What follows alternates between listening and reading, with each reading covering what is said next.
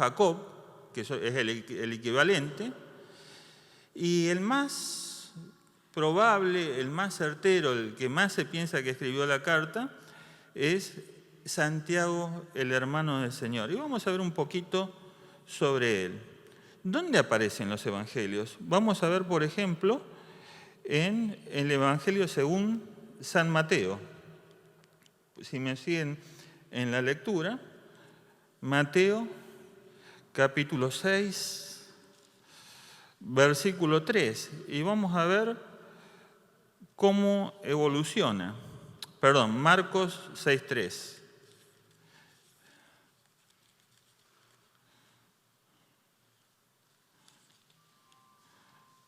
Dice lo siguiente: ¿no es este el carpintero, hijo de María, hermano de Jacob, de José, de Judas y de Simón? O sea, cuando estaba el Señor Jesucristo ahí en ese lugar, se lo identifica con una familia.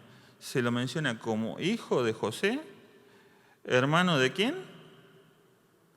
De Jacob, de Judas y Simeón. Jacob es el equivalente a Santiago. ¿Qué característica tenía este Santiago? Vamos al Evangelio según San Juan, capítulo 7. San Juan, capítulo 7, versículo 5.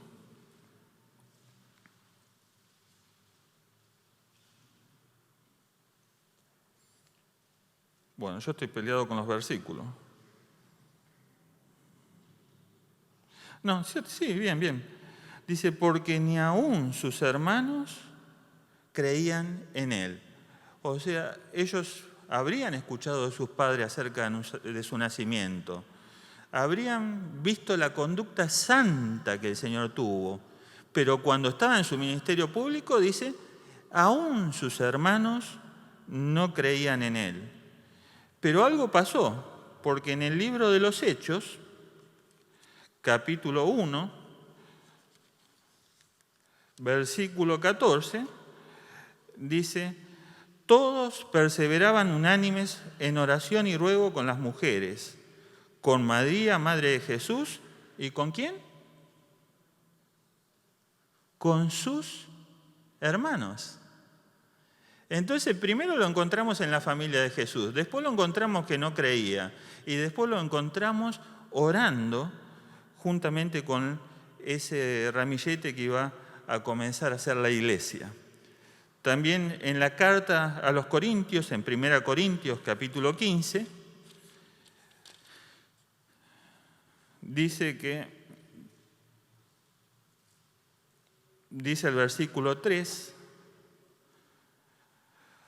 porque primeramente os he enseñado lo que asimismo recibí, que Cristo murió por nuestros pecados conforme a las Escrituras, que fue sepultado y que resucitó al tercer día conforme a las Escrituras, y que apareció a Cefas es el equivalente a Pedro, después a los 12 y después a más de 500 hermanos a la vez, de los cuales muchos viven y otros duermen. Después apareció ¿a quién? A Jacobo, etcétera, etcétera. Así que fue testigo de ver al Señor Jesucristo resucitado. Y tuvo una importancia grande en la iglesia en Jerusalén.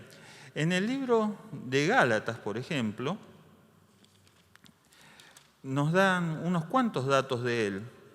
No se dice mucho de él. Gálatas, capítulo 1, versículo 19. Cuando Pablo, después de haberse convertido y después de haber estado predicando 3 años, o aprendiendo y predicando, y había estado haciendo una obra importante de predicación del Evangelio, se encuentra con los hermanos en Jerusalén, dice en el versículo 19, 1:19, pero no había ningún otro de los apóstoles, sino a Jacobo, el hermano del Señor. Así que era una persona importante, digamos, dentro de la iglesia, era una de las columnas de la iglesia. Si damos vuelta a la página, cuando Pablo lo va a visitar, dice en el 2.9, y reconociendo la gracia que a mí había sido dada, Jacobo, Cefas, que es Pedro, y Juan, que eran considerados como columnas, nos dieron a mí y a Bernabé la diestra en señal de compañerismo para que nosotros fuésemos a los gentiles y ellos a la circuncisión. Reconoció el apostolado de Pablo. Y después vemos que era el hombre de consulta en Jerusalén, que a veces, por ejemplo, en el capítulo 21, Pablo mismo viene y lo aconseja antes de su prisión que le llevó después de unos años a su martirio. Y finalmente cuenta la historia que en el año 61, 62, de acuerdo a los autores, Santiago o Jacobo murió por causa del Señor Jesucristo. Y yo cuando estudiaba esto hacía dos reflexiones importantes. El primer versículo que hemos leído en la introducción dice Santiago. ¿Qué dice? Siervo de Dios y del Señor Jesucristo. A lo mejor si hubiéramos sido nosotros, pondríamos Santiago, hermano de Jesucristo. Tiene más peso, ¿no? Decir que somos el hermano de. Pero sin embargo, no lo dice. Y uno tiene que descubrirlo. ¿Por qué no lo dice? Por la humildad que este hombre tiene.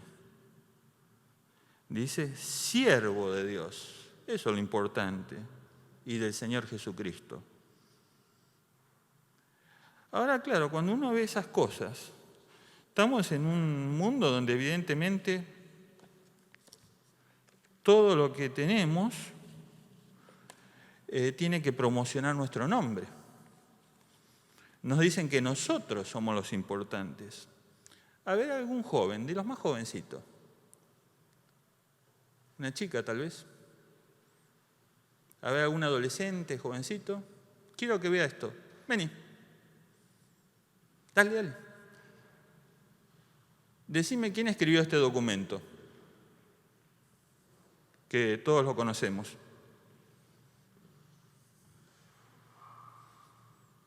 Ahí en la tapa.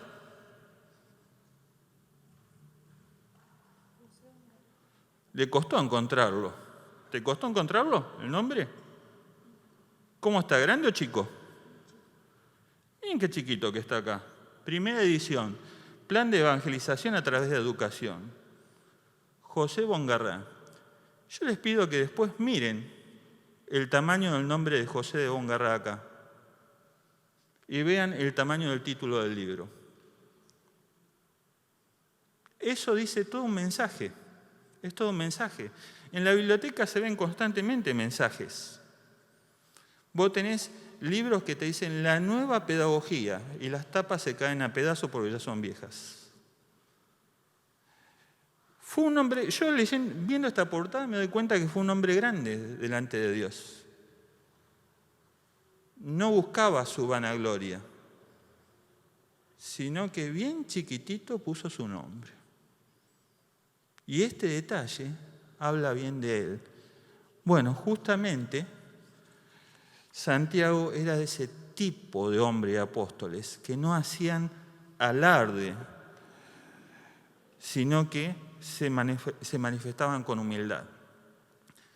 Después, él siendo apóstol y siendo uno de los apóstoles más importantes, uno de los pastores más importantes de la iglesia de Jerusalén, estaba Pedro, estaba Juan y él, aparece alguien nuevito, Pablo. Y Pablo se lo miraba de reojo. Y los apóstoles no se animaban a acercarse a él, porque tenían miedo, perseguía a la iglesia. Y resulta que finalmente hace contacto con los apóstoles y Santiago, junto con Pedro y Juan, le dan la diestra de comunión y reconocen su apostolado. Pablo no necesitaba que lo reconocieran, pero le dan la diestra de comunión. Y esto habla de un carácter generoso en el apóstol. Era alguien que tal vez le podía hacer sombra. De hecho, Santiago escribió un libro en el Nuevo Testamento, y Pablo llenó el Nuevo Testamento de libros.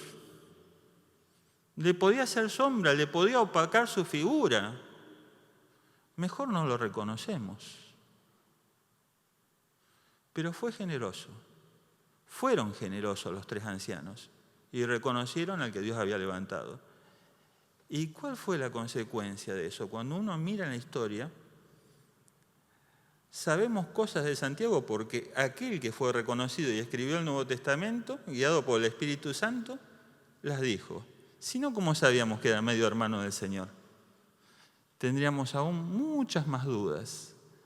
Pero esa generosidad le llevó a ser reconocido en la historia. Por supuesto, el Espíritu Santo está inspirando las Escrituras. Está por arriba de las especulaciones humanas, está por arriba de todo lo que nosotros a veces acá en lo terrenal nos peleamos y tratamos de defender nuestra quintita. No, Él estaba por arriba de todo esto, el Espíritu Santo, y por supuesto, ante un hombre humilde, un hombre que sabe lo que significa y no vivo ya yo, más vive Cristo en mí, evidentemente a mí me impactó muchísimo. Algunas cuestiones. Esta carta fue escrita aproximadamente entre los años 40 y 60. Se cree que Santiago fue pastor de la iglesia en Jerusalén a partir del año 40 y también en el año 61-62 fue martirizado. Como tiene una composición sencilla la carta, muchos piensan que fue escrita más cerca del año 40, y tal vez sea la primera obra literaria del Nuevo Testamento. Los destinatarios, el versículo lo dice, a los esparcidos, dice, a las 12 tribus que están en la dispersión, a las 12 tribus que están en la dispersión. Era una carta dirigida a todos los judíos que estaban dispersos. Ustedes saben que en Jerusalén, después de la persecución de Esteban y también en la época del Pentecostés, muchas personas se convirtieron y muchos predicadores salieron expulsados por la persecución y guiados por el Espíritu Santo y predicaron la palabra a los judíos. Se tomaban las sinagogas como lugar de reunión. Y en esas sinagogas los judíos se convertían, a veces había conflicto, a veces en esas sinagogas se sumaban los que eran temerosos de Dios, como Cornelio, que sin ser judíos se acercaban, y por así decirlo eran como el Israel de Dios, todos ellos. Y Pablo y Santiago, que había participado tal vez en la conversión de muchos de ellos, no estaba solamente preocupado por su local, por su congregación en Jerusalén, que seguramente tenía una gran hostilidad en ese lugar, sino que tenía una visión universal, tenía una visión de todos los hermanos y estaba preocupado aún por los que no venían a las reuniones y no eran de su local, sino que vivían en otras provincias y estaban desparramados por todo el Imperio Romano y fuera del Imperio Romano. Yo busqué en un mapa algunas de las regiones que se mencionan y algunas están fuera del Imperio Romano. Y era una carta de carácter universal. Y yo reflexionaba, qué importante que es a veces tener pequeñas cartas, a lo mejor no es una costumbre nuestra, pero que animen a otros en otros lugares. Qué importante sería esto. Era una costumbre que tenían los apóstoles, si bien ellos eran apóstoles y profetas del Nuevo Testamento, y el Espíritu Santo los guió, y nosotros no creemos en obispados, pero sí podemos, a lo mejor, sobre temas importantes, animar a hermanos de otras iglesias, y si estoy diciendo algo mal, los ancianos me pueden corregir, en temas que son fundamentales.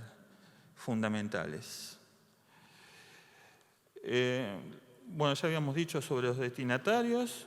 El propósito de la carta: animar a los hermanos que estaban en diversas pruebas, corregir los excesos, señalar la sabiduría de lo alto y animar a los oyentes a vivir en ella. Cuando leía esta carta, se me ocurrió pensar en Santiago como un pastor de la iglesia. Y en primer lugar, nosotros en la introducción decimos un montón de cosas. Y si leemos introducciones escritas por gente que sabe mucho más que nosotros, yo no quiero ser irrespetuoso, pero a veces hasta nos aburrimos de tantas cosas que dicen. A mí me gusta estudiar la Biblia. Sé que son importantes esas introducciones. Pero ¿saben qué? Este hombre se lo ve preocupado por los creyentes que están en el horno de la aflicción. Santiago 1:2, sin mayor prólogo, sin mayor introducción, ¿qué hace? Va al grano. Hermanos míos, tened por sumo gozo cuando os halléis en diversas pruebas. No se presenta se presenta con un nombre chiquito, se presenta como siervo de Dios y va al grano. Se ve que ese corazón ardiente, preocupados por los hermanos que estaban en aflicción, le hace despojar de su yo y va directamente al grano y a auxiliar, a consolar, a alentar a estos hermanos que estaban en el horno de la aflicción. También se lo ve como un pastor enérgico y con un corazón manso, corrigiendo desviaciones. Utiliza un lenguaje que llama el arrepentimiento. Miren, por ejemplo, Santiago 4:9. A ver, alguien que lo lea. ¿Me parece a mí o es un lenguaje que llama al arrepentimiento? No lo veo muy amigable. ¿Qué dice? Afligíos y lamentad y llorad, vuestra risa se convertirá en lloro y vuestro gozo en tristeza. Humillaos delante del Señor y Él os exaltará. Es un lenguaje que llama al arrepentimiento, pero al arrepentimiento no se puede llamar con frialdad, se llama con un corazón pastoral, con un corazón que ama a esa persona que se le está señalando el error y que se la está invitando a ir a Cristo, y si es creyente que se la está invitando a que se humille delante del Señor y se reconcilie con Dios. No se puede hacer con frialdad eso. Se ve a un pastor apelando a la conciencia de sus lectores. 5:9. A ver quién lo lee. Santiago 5:9. A ver, Tosini, que tiene una voz alta y potente. Hermanos, no os quejéis unos contra otros, para que no seáis condenados. He aquí, el juez está delante de la puerta. El juez está delante de la puerta. ¿Qué pasaría si en esta puerta que yo estoy viendo, que está a sus espaldas, se comenzara a presentar el juez?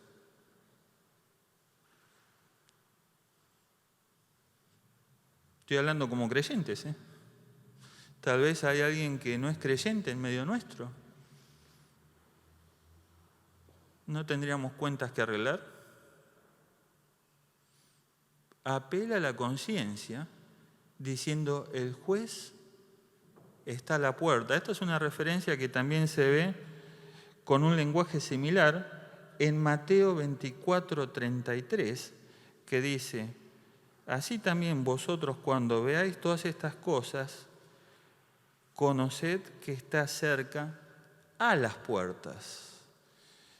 Y esta referencia de Mateo es una referencia a la destrucción de Jerusalén en primera instancia y a la segunda venida de Cristo como un posterior acontecimiento.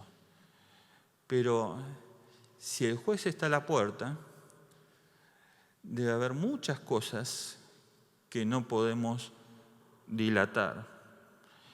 Y creo que, no sé qué opinarían los que saben, pero me parece que este versículo tal vez sea uno de los versículos claves en la carta. Porque el juez está a la puerta, se preocupaba por animar a los que estaban afligidos. Alguno me dirá, bueno, la vida cristiana no consiste solamente en temor a Dios, por supuesto. ¿Qué dice? El fruto del Espíritu es amor, gozo, paz, paciencia, y da el fruto, nos nombra el fruto del Espíritu. Hay amor, pero también hay temor de Dios. Y yo escribí algunas cosas como reflexión personal. Tal vez no tiene que ser una reflexión para ustedes, pero me entusiasmé, ¿eh? No sé si se dan cuenta. Me quedaría un buen tiempo estudiando esta carta, porque tengo fe, porque amo a Dios y porque el juez está a la puerta, debo gozarme en las pruebas, que es lo que toca el primer capítulo.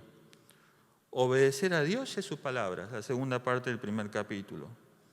Evitar las acepciones de persona, enriquecer la fe con buenas obras, evitar el mal uso de la lengua, apartarme de la mundanalidad, practicar la oración y reconvenir al que está en error. Son varios de los temas que los extraje del mismo libro de Santiago. ¿Está bien que amemos a Dios? Está bien. ¿Está bien que cantemos que amamos a Dios? Está perfecto. ¿Está bien acordarse de que tenemos que comparecer ante el tribunal de Cristo? Está perfecto, también. El juez está a la puerta. No le habla al intelecto, le habla al corazón de la iglesia. Le habla a la conciencia. Creo que en lo que más fallamos es en la práctica del cristianismo. Creo que sabemos demasiado y nos cuesta bajar la doctrina cristiana a la práctica. Y Santiago es una carta que te ayuda a bajar la teología a la práctica, al diario vivir. Yo te invito, me tomo el atrevimiento, a que la leas, a la carta de Santiago. Que vayas a tu casa y la leas. No todos levantaron la mano que la habían leído. A lo mejor alguno por vergüenza. Pero es probable que haya quienes no la leyeron nunca.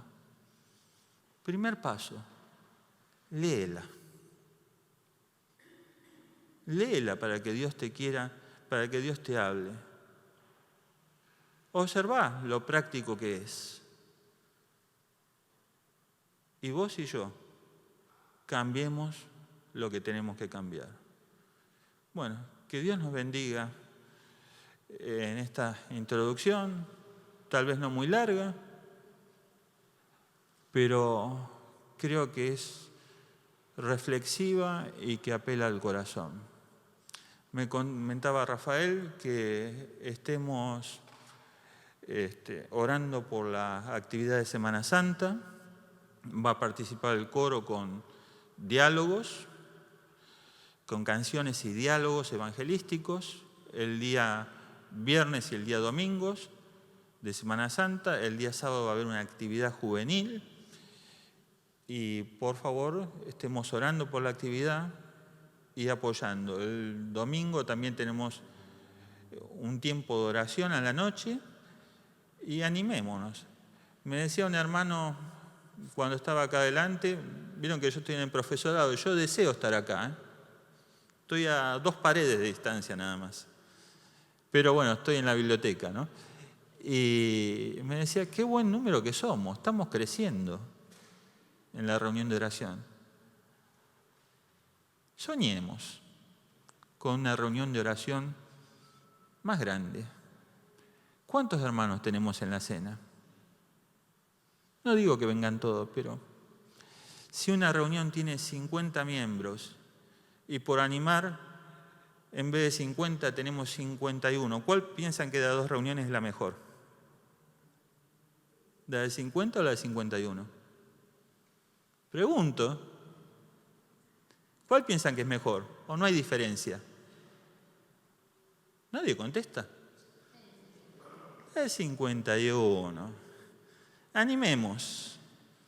Ánimo es la palabra clave en el siglo XXI, como fue en el siglo I. Ánimo. Animémonos unos a otros. Que Dios les bendiga.